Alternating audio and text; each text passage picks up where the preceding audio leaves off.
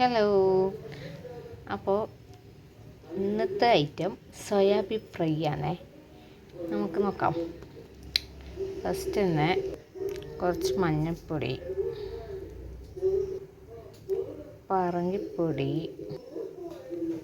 ഗരം മസാല,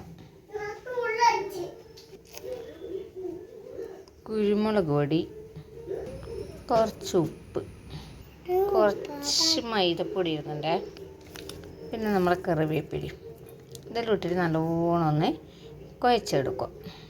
ഇത് എല്ലാം കൂടി പെരക്കി വെച്ചിട്ടുണ്ട്. ഇത് കുറച്ച് കഴിഞ്ഞിട്ടാകുമ്പോൾ നമുക്ക് പൊരിച്ചെടുക്കാം.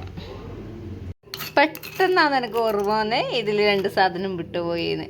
അപ്പോൾ ഇഞ്ചി വെളുത്തുള്ളി പേസ്റ്റ് നല്ലോണം ചതച്ചത് പേസ്റ്റ് രൂപത്തിലാക്കിയിട്ട് ഇതിലിട്ടിട്ട് ഒന്ന് കുഴക്കോട്ടം.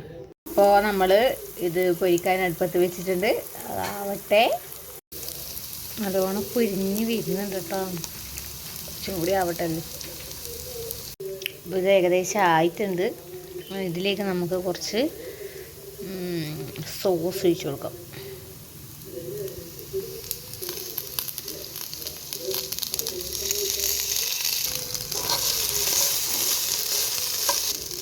അപ്പം നമ്മൾ സോയ ഫ്രൈ ആയിട്ടുണ്ട്.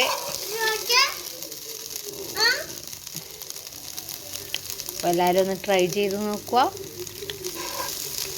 ഓക്കേ.